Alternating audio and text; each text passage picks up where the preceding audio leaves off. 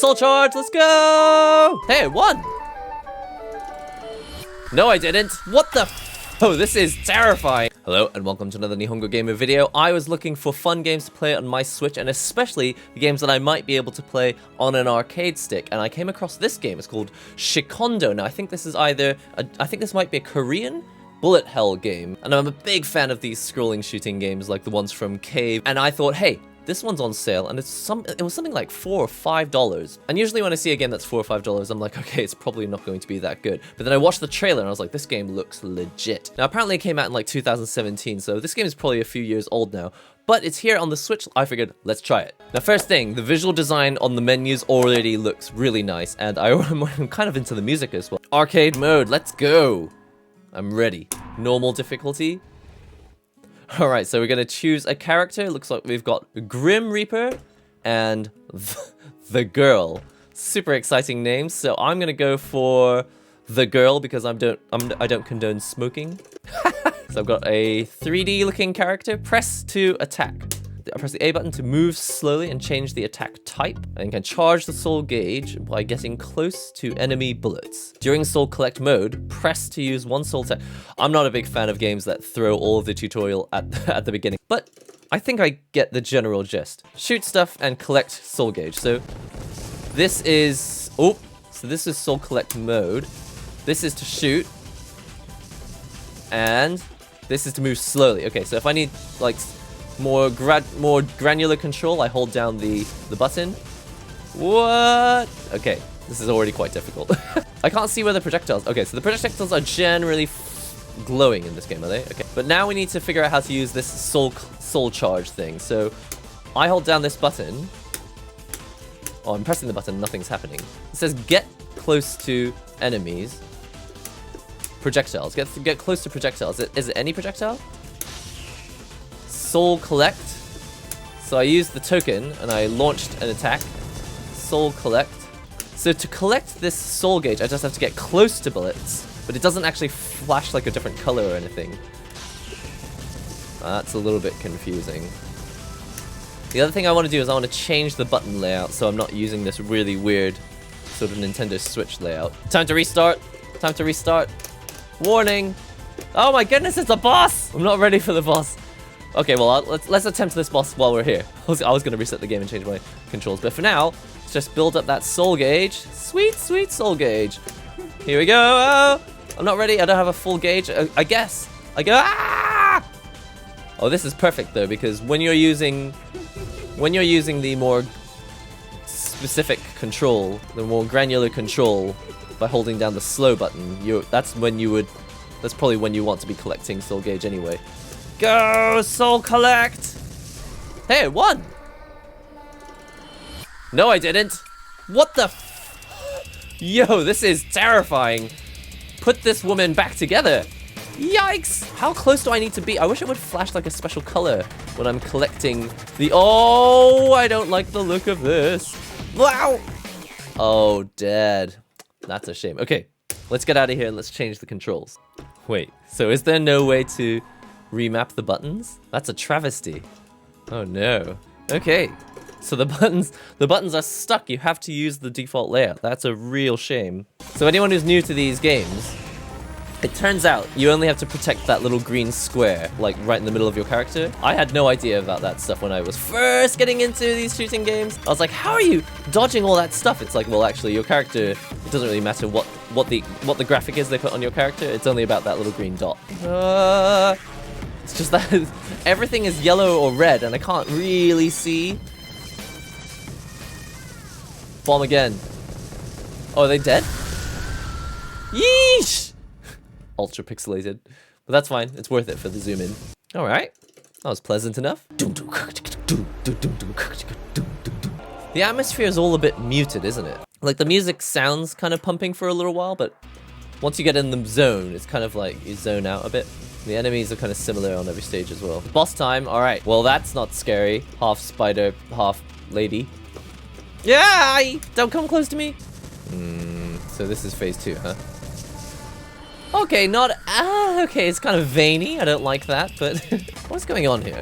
Am I deflecting things? It looks like I'm deflecting things, but they're just really weird patterns of laser. Ouch! Alright, it's fun enough. I guess if I have any criticism, it's that essentially it's always these little babies with the red cape enemy over and over again. And they're doing the same thing at the start of every stage. And then you'll maybe be introduced to a few new enemies, but essentially these backgrounds are completely unrelated to what's going on. It's not like there are certain enemies planted in the background. There's no incentive to actually look at the backgrounds. The gameplay is still not 100% intuitive to me. It makes sense. This is standard bullet hell stuff, right? You press the button to shoot, you press another button to move around slowly, and there's some way to collect charge, like getting close to your enemies or getting close to a bullet. But in general, I just feel like I'm just avoiding bullets, getting as close as I can, and I'm not really, I mean, it's, you know, this is also the first time I've ever played it, but just my first impressions, it's not 100% clear to me what I'm doing with the soul charge thing. Like, I build up my soul charge gauge, and then I just press the bomb button. That's all I've really gathered from this. I'm just gonna watch that tutorial one more time and see if I can figure this out. During Soul Collect mode, press to use one soul attack token and activate an even stronger phase of Soul Collect mode. So I'm shooting super widespread laser with Grim Reaper. So there's a projectile coming towards me now. Collect, collect. Oops, got hit. Almost there. Okay, we've collected now. So now I let go of shot and I press Soul Collect mode like this. And if I press it again, it's still not clear to me. Good, okay, we're fully charged. I let go of shot and I press. I can still shoot. Oh, but I've got a different shot now. Let's try it again. So, charge, charging, charging, charging. Press this in. Now I've got a second shot. For a short period, I've got a different type of shot, which is more powerful. And then right before it runs out. Oh. Let's try. I want to restart this again. So I've got 4 bombs down there. They go into Soul Collect mode. I guess I don't have to use a bomb. And in fact, I could just press a bomb now if I want. Like that. In fact, I could do it again right now. So that's what that smoke is. Give me that juicy soul charge. Okay, press the button. I've got 4 bombs. And before it runs out, I guess I can press it again, and I get a special kind of thing called Soul Collect, which opens up. Interesting, okay. I can build up my soul charge. It takes a little while, but if I'm willing to sacrifice a bomb, I can extend soul charge into phase 2. So let's try it again. I have got a couple bombs ready. Now we're in full mode, Soul Collect. And before this finishes, I'm going to use the bomb again. So, it's about to finish, and bomb again. Soul Collect, and I've still got the gold lasers. Okay, that makes more sense. I can extend this period, but I had to spend a bomb to get it. But it meant that I was quite strong for a bit longer. And then I return back to the normal shot. Okay, okay, I'm there, I'm there. Okay, so, gold mode. Let's fight. And then right before it ends, I'm going to extend it. Again. Stronger version of Soul Collect mode. I wish it was called like Soul Collect 2. That would make it a little clearer. And I can still go into focused mode if I want. To focus everything in the middle instead of having wide shot. That makes sense. Completely didn't realize that. Let's get more of that charge again. So this time I probably won't be able to extend it because I don't have any bombs left.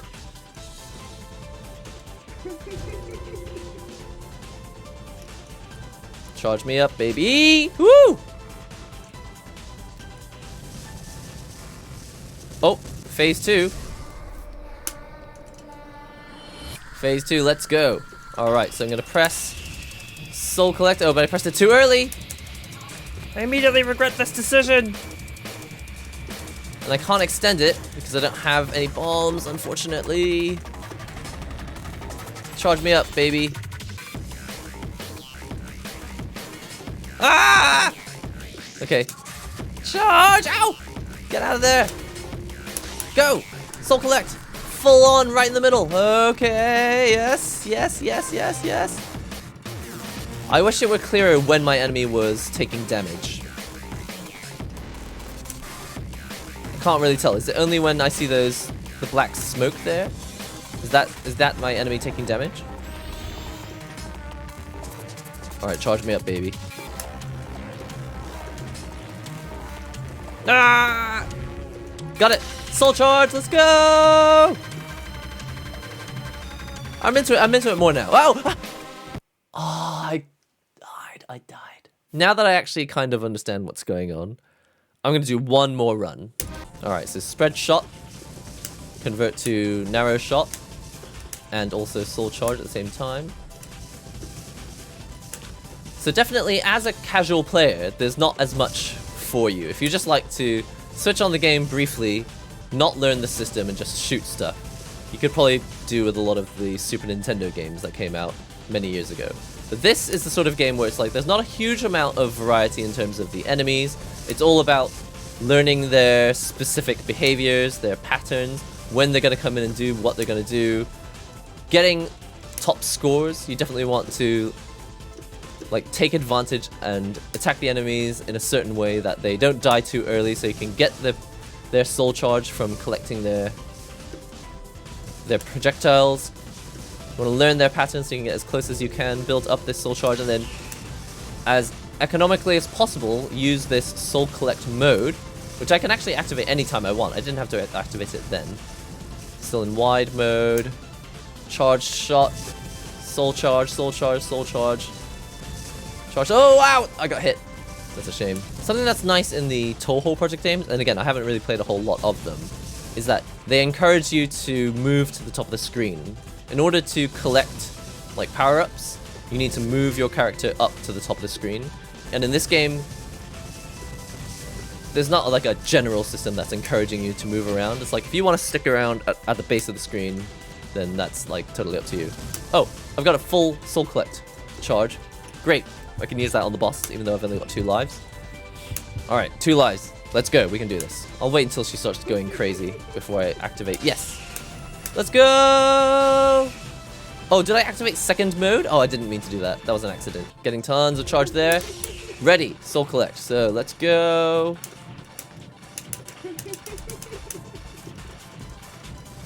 And second wave. Is it counting down the timer? It's counting down my timer. Ah, it counted. That was such a waste because I activated it during the animation. Yeah, so learning the boss's ins and out is definitely where the joy is in these games. And maybe that's not how I normally play them. I usually just play them casually to just, you know, enjoy bullet hell fun. But learning the ins and outs and being as efficient as possible with your use of these to get as high a score as possible, it's all making sense now. And then right before it ends, go! Level 2! Yes! We got this, we got this. We got this. Oh no, we're like nowhere close. Oh dear, I've only got 2 lives now. Soul charge again. And I won't be able to soul charge twice this time. Soul collect twice, I don't know what it's called. Charge me up, baby! Ah! Charged! Let's go!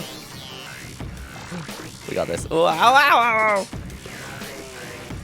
Oh yeah, I can feel myself. I'm going into flow state. I'm not, but let's just say I am. I still got 2 lives, so I don't have a lot of bombs. In fact, I have 0 bombs.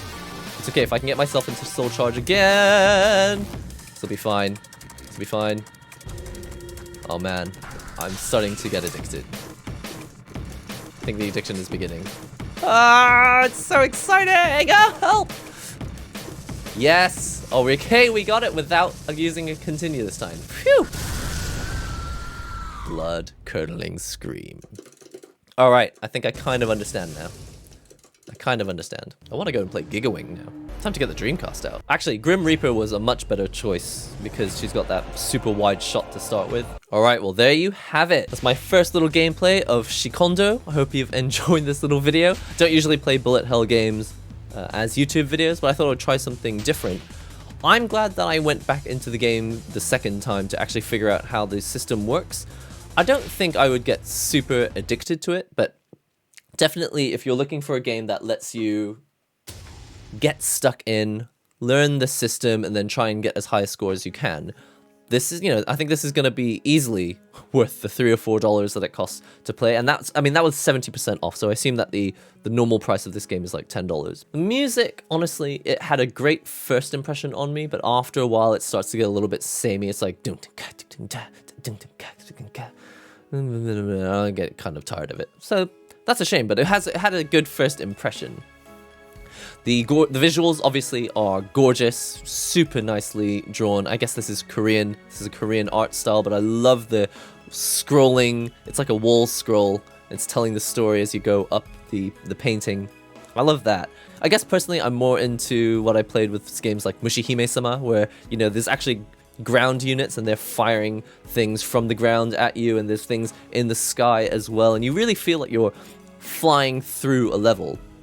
In this, it's more like there's a painting in the background, but it's completely unrelated, and there's some stuff floating around on screen.